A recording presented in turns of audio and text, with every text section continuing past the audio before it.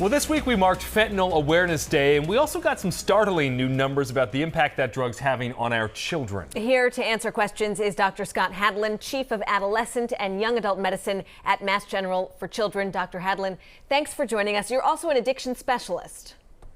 Yes, thanks for having me. Yeah, so you tweeted this week that based on new data, drug overdoses now kill the equivalent of a high school classroom of teens every week in the U.S.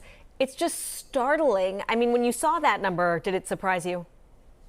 Absolutely. You know, I do this all day, every day. I talk to teens and families about this issue nonstop, really, in my job. And even just knowing that number was really astounding to me. And we've watched as overdoses have now become the third leading cause of death in young people in the United States.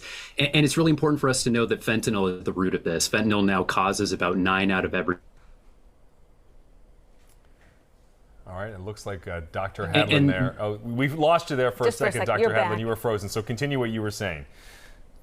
Absolutely. Yeah. So fentanyl is now causing about 9 out of every 10 overdose deaths in teenagers. And, you know, what I'm seeing on the front line is that some of these teenagers are struggling with addiction to opioids, but others might be struggling with mental health conditions like depression or anxiety that may be going untreated. And so they're seeking out opioids as a way of dealing with their symptoms. And then other teens might be doing well, but just experimenting. And because the fentanyl that's in the drug market right now is so potent and dangerous, they're at very high risk of overdose and death. And Dr. Hadlen, we've talked before about the threat of counterfeit pills. They're pills that may look like a legitimate brand name drug like Xanax or some other drug, but you don't know what's in them, frankly, and they can contain a deadly dose of fentanyl. So what do you want parents to know about how they can protect their kids from that?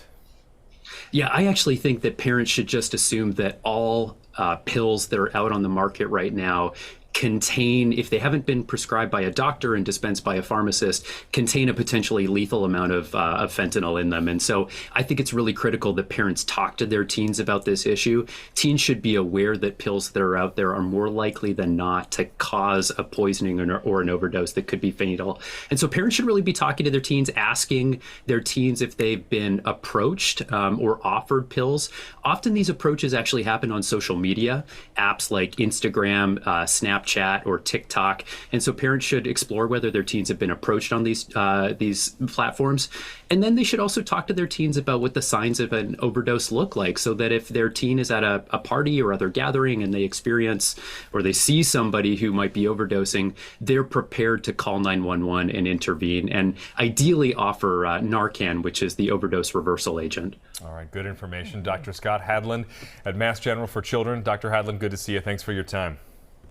Thanks so much. Thank you, doctor.